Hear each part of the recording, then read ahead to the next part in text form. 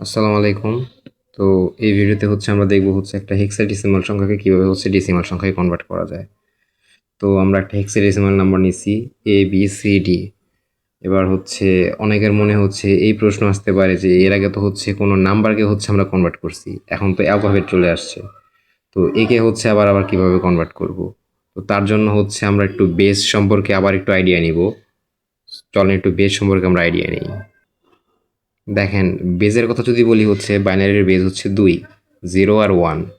অক্টালের base 8, 0 থেকে 7 পর্যন্ত, 0 1 2 3 4 5 6 7। আর ডেসিমালের 10, 0 থেকে 9 পর্যন্ত, এই 10টা সংখ্যা। হেক্সাডেসিমালের ক্ষেত্রে 0 থেকে 15 পর্যন্ত, বাট এক্ষেত্রে আমরা 9 পর্যন্ত ঠিক রাখি। 10-এর জন্য আমরা লিখি A, 11-এর জন্য লিখি B, 12-এর জন্য C, 13-এর জন্য D, 14-এর জন্য E আর 15-এর জন্য F। তার মানে ABCD যে আমার যে সংখ্যাটা ছিল ওটার ভ্যালু কিন্তু আমরা পেয়ে গেছি, কারণ এর ভ্যালু 10, 11-এর ভ্যালু B, 12-এর জন্য C, 13-এর জন্য D। তো এখন আমরা ক্যালকুলেশন করব।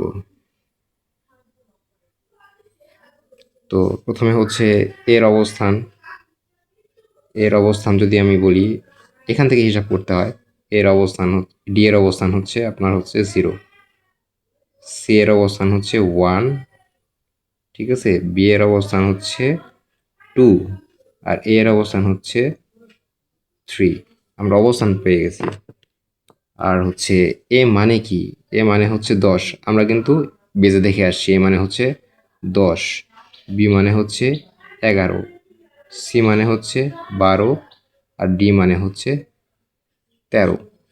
এবার আমাদের জন্য ক্যালকুলেশন করা ইজি হয়ে যাবে। এবার চলেন আমরা ক্যালকুলেশনে যাই। সো প্রথমে 10, আমরা এ দিয়ে ক্যালকুলেশন করব না, কারণ এর ভ্যালু নিয়ে ক্যালকুলেশন করব। সো 10 ইন্টু 16, এটার বেস, মানে আমি যে সংখ্যা থেকে কনভার্ট করতেছি হেক্সাডেসিমাল, এর বেস 16। আর এটার পাওয়ার এ, এ এর পাওয়ার কত হবে? 3, কারণ এটার অবস্থান 3। এ মানে কিন্তু 10, এ মানে কিন্তু 10, আর এই 10-এর অবস্থান মানে মানে 3, মানে এর অবস্থানও 3, 10-এর অবস্থানও 3, দুটা সেম। ওকে, যেই এ সেই 10 প্লাস, এবার বি মানে 11 ইন্টু 16 টু দি পাওয়ার 11, মানে বি এর অবস্থান কত?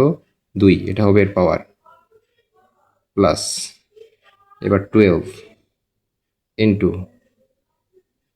16 টু দি পাওয়ার, এর অবস্থান 1, ঠিক আছে, প্লাস ডি মানে 13 ইন্টু 16 টু দি পাওয়ার কত?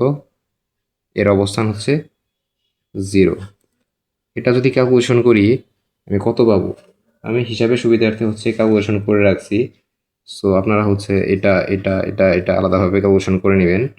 এটার ভ্যালু আসবে 43981। এটাই আমার সেই ডেসিমাল নাম্বার, ঠিক আছে। এবার যদি সংখ্যার মাঝখানে দশমিক থাকে, সেক্ষেত্রে আমরা কিভাবে ক্যালকুলেশন করব সেটা একবার দেখব।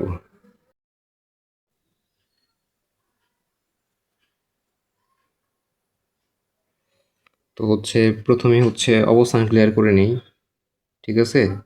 এটার অবস্থান 0, এটার অবস্থান 1, এটার অবস্থান 2।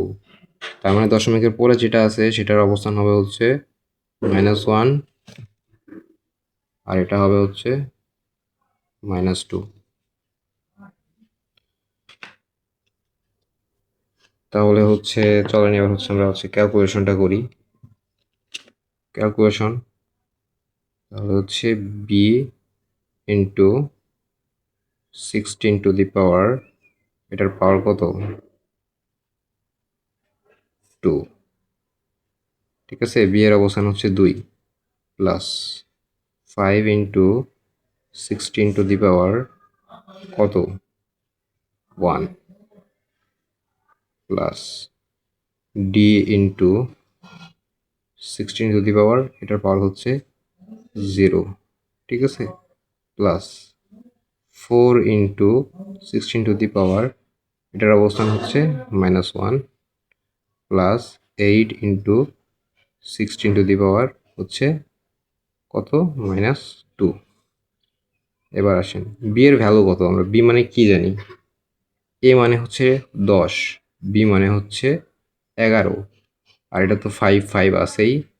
ডি মানে কত, বি মানে যদি 11 হয় তাহলে বি মানে কত বসতেছে আমার, আমরা আগের ভিডিওতে কি দেখছি,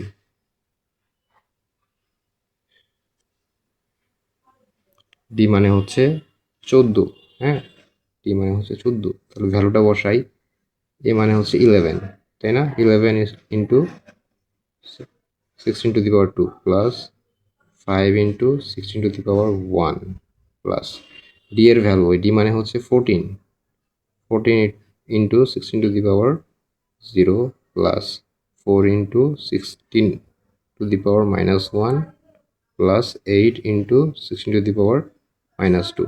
তো আমরা হচ্ছে আগে এখানে বি না নিয়ে 11 নিয়ে আগে কাজ করতে পারতাম, আগেই ভাঙাই নিয়ে। তো আপনাদের বোঝার সুবিধার্থে হচ্ছে এভাবে করলাম। তো এটাকে যদি আমি ক্যালকুলেশন করি, তো আমার এখানে আসবে হচ্ছে 11 ইন্টু 256 যোগ, এটার জন্য আসবে হচ্ছে 80 যোগ, দুঃখিত, 16 এর ভ্যালু হচ্ছে, এখানে ডি এর ভ্যালু হচ্ছে 13, আমি একটু ভুল করে 14 লিখে ফেলছি, এটার ভ্যালু হচ্ছে 13, ওকে, এটার ভ্যালু হচ্ছে 13। তো এটার ভ্যালু হবে 13, কারণ 16 টু দি পাওয়ার 0 মানে হচ্ছে 1, 1কে 13 দিয়ে গুণ করলে হচ্ছে 13, ওকে, প্লাস এইটুকের ভ্যালু হবে হচ্ছে 0.25 প্লাস এইটুকের জন্য হবে হচ্ছে 0.03125। তো আলটিমেটলি এটাকে যদি হচ্ছে আমরা যোগ করি, আমাদের রেজাল্ট আসবে এরকম যে 2909.28125, এটাই হচ্ছে আমার ডেসিমাল নাম্বার। যদি এরকম দশমিক থাকে তো এইভাবেই হচ্ছে আমরা সেই হেক্সাডেসিমাল নাম্বার থেকে ডেসিমালে কনভার্ট করব। ধন্যবাদ, আল্লাহ হাফেজ।